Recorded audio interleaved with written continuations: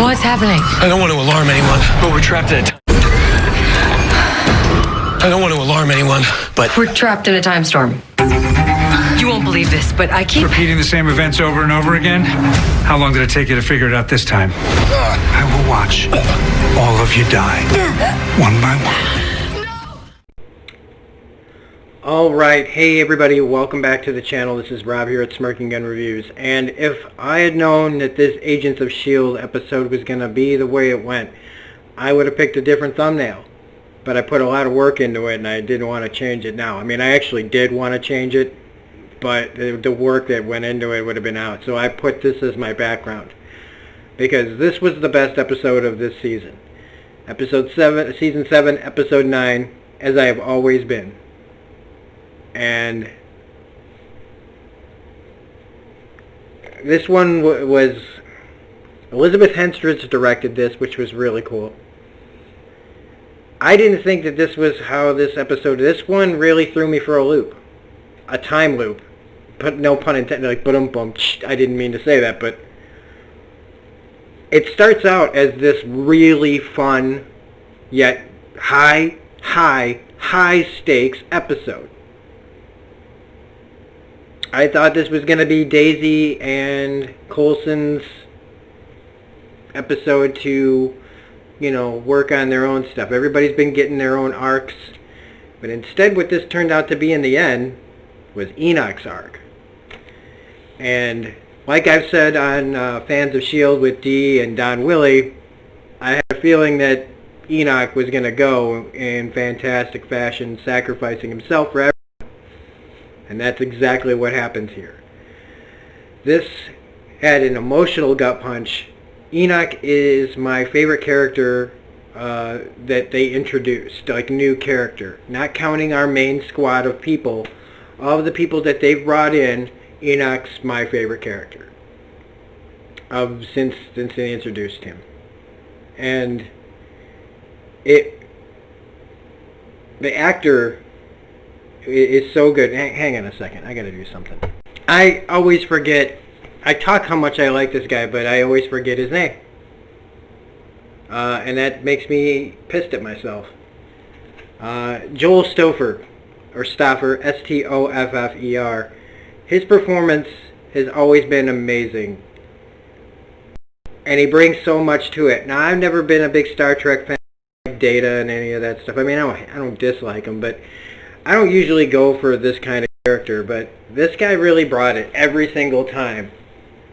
And a lot of times he always felt more human than some of the humans, and that's what you really want in one of these kind of characters, right? He's the Chronicom, you know, and in a fight against all the Chronicoms, we have the best one, and he's thankfully on our side.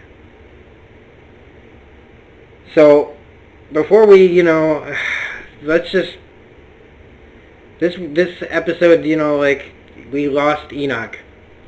And I knew, and I think all of us knew we were going to start having to make sacrifices. Everybody's not wanting to. But it's a Whedonverse show, guys. It's a final season, guys. And a show like this, where sacrifices have to be made, and the first one to fall is one of the fan favorites. Which is usually how it goes, especially in the Whedonverse show. In Whedonverse shows, they really like to cut out the heart of a show, and that's kind of what one of the things they did here. But see, there's a lot of hearts, thankfully, on the show, but it's not going to be the last heart that gets cut out, as Enoch even says to Daisy at the end, or at least that's what it sounds like. So this episode, though, was a lot of fun. I mean, with the credits and everything on a time loop of their own, we got to see the logo pop up twice, which was a lot of fun. Yo-Yo back to form, getting all quippy. I'm everywhere, baby. You know, like, it's great, it's fun. And then everything starts to go wrong immediately. Mac, radiation burns to the face, like, oh my god. You know, he's blind, he's literally blind. And just over and over again, Daisy having to try to piece together what's going on. She doesn't know, but she remembers sometimes. until she gets to Coulson finally and wakes him up. And Gregg gives one of the best performances of this season, of his performances of Agent Coulson this season. This one is the most fun for me to watch because he just gets to go full on, just sarcastic and funny. It felt like he was the Bill Murray of the episode in a way, dealing with the time loop himself and always knowing everything that's gone on and always having to wait for Daisy to come back to him eventually. 14 times she's died. 87 times they've, at least that he knows of, they've done this. And his reactions to everything is great. Sousa's reactions in this are also really good, but they can't quite touch what Gregg does here in this episode. It's so funny. His comedic timing is brilliant. And I don't know. Everything about this episode was good. Each loop, though, that they go through, we find out, gets them closer and closer to a vortex that will will erase them from all existence. They will have never existed. And so they try everything. And this is where we get most of the fun from, is they don't, even though it's very serious, it's done a lot of it with a lighthearted, tongue-in-cheek kind of gallows humor. And it was really, really fun. And even though, because these are our heroes, and we know that in the end, there will be a solution. And so it's fun that they do take, some lightheartedness to this very dark situation. But then, when they say, oh, let's get the implant out of Gemma, I go, well, that's not going to work. The first thing never works. Or it's never the answer. But it was. It actually is. The first thing is the right answer to figuring out what to do. It just doesn't work right away. And we get the gas leak. Who's trying to kill them? Who in their family would try to kill them? They're all friends and family there. They're closer than ever. And I was trying to think, who literally could be the killer? Unless it's somebody who doesn't know that they could even do it. I also like Sousa's smart sacrifice idea, where Daisy's going to do something and he stops her. It's very much like a Captain America moment, like the jumping on the grenade. He's like, if you die, you have to go through all this over again and you won't remember. If I die, you'll remember everything and it won't have mattered because I won't remember it. Sousa just keeps getting better and better, but there's a little bit of problem here, and we're just going to talk about it right now. We were talking about it on Fans of S.H.I.E.L.D. Nobody seemed to be a fan of it, and myself included. The shippers of this will love it, but yeah, they put Daisy and Sousa together in this episode. You could feel it coming a mile away ever since, once she said, why do you care? I went, oh God, they're going to be hooking up. And not hooking up in this episode. I don't know what that means, but I just did, but you know what I'm saying. But they kiss. So non-shippers like me and a lot of the people that we were talking about on Fans of S.H.I.E.L.D., not really a fan of that pairing. I mean, he's a nice guy. He's a really nice guy, but I feel like he's just replacing her because Peggy's not there. He has a great story. He has a great speech about why why he would protect her and why he wants to be there for her. It's really all great and earnest and everything. It just still feels not quite really there and kind of forced, even if it's all well-intentioned and the guy is such a great character. I didn't really need it, but and this is where we're at, okay? So I'm accepting it. It is what it is. But he is really great. Soul-crushing if I have a soul.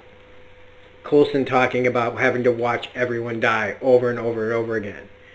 Correlates back to Enoch at the end of this episode, where him and Enoch actually have something in common, something that they share, that they actually experience, which is having to watch everybody that they care about die. But we find out, and Coulson's the one who figures it out because he brings up the programming. And again, he has like the House MD moment where he's like, I have programming. oh, I got it. It's Enoch. Enoch is the one that's trying to kill us. Because Gemma programmed him to stop anyone, even herself. I loved it when he turned to her. Even you. Joel got to give like a great around performance. He got to be nice and scary and funny and deadly. He got to do it all in this episode. They really gave it to him. So like I said, even though this wasn't the Daisy Coulson, a little bit earlier, stuff, this ended up being Enoch's episode. Them always trying to deal with how to stop Enoch from killing them and stopping them from getting the chip out. It was hilarious. There were so many funny ways that they did it. The scene where everybody's just lying there in a pile and they go, and Deke's dead. And they're like, should we be mad about that? And then just the way they framed him, the way they framed his head, just like with the bullet hole in his head. Where did he get all those weapons? Oh my gosh, you didn't even have to see it to like, that's a great way to save a budget. Certain cutaways like that. It's comedic gold because, these people we missed a great fight scene, but the end result is what was really funny.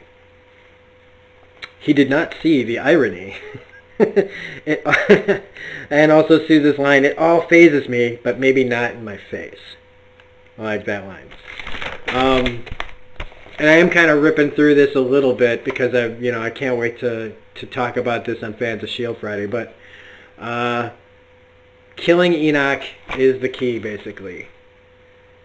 And they realize this when they finally get the chip out and Simmons remembers something.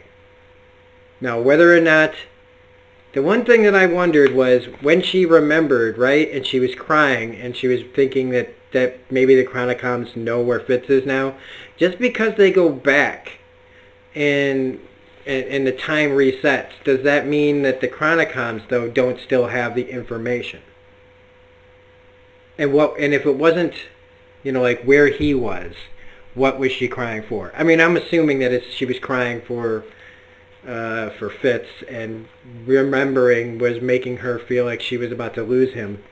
We'll find out.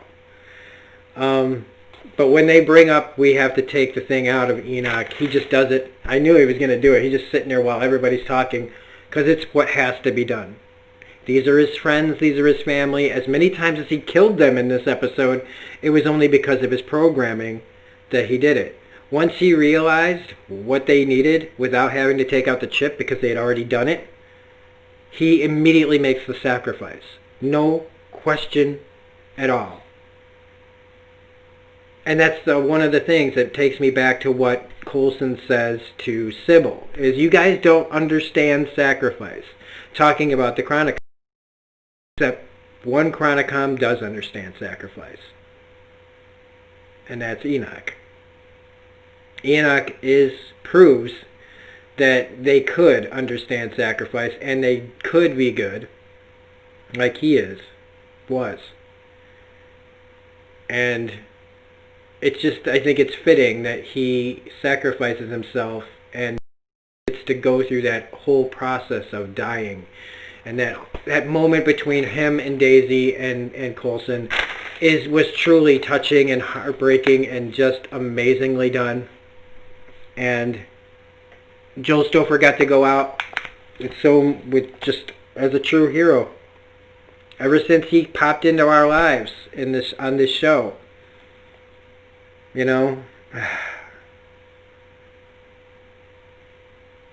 Being alone meant, when he met them, being alone meant feeling lonely for the first time. It's different watching your friends go, what they said, but Enoch and Coulson feel this together, and I can't do it justice, okay? If you watched it, you know what I'm talking about. But he also tells Daisy that he's seen the future and this is their last mission. Like your friends might be, you might still be friends, but this is like the last mission. There will no longer be a team. Now what all that entails, I don't know. We'll find out. The stinger is that, Cora and Daisy are sisters. I'm not really too keen on that part. Just really not. Nathaniel, in fact, that stinger almost like kind of undercut it to me. Just like that's what we have at the end is him showing her how to be a villain. And her voice, I don't know what it was about her voice. I'm the result of I don't know. I don't know. I was coming off that emotional moment to the two villains just being, yeah, let's twirl our mustaches. Next week's trailer, Daisy and Jia Ying look like they're going to be close to, something. But honestly, as I was watching the promo for next week, I went, doesn't look as good as this week's. And that's, but the thing was I didn't think that this week was going to be the best episode of the season, and it was. So this was like my, Fear and Loathing on the Planet of Kitson episode. And it was touching and heartbreaking and funny. It hit every kind of beat possible. It really, really nailed it all the way across the board. I loved it. I loved every minute of this episode. And Joel Stoffer, thank you, man. You are a true agent of S.H.I.E.L.D. If you like this review, please hit the like button, comment, share, subscribe, hit the bell for all notifications.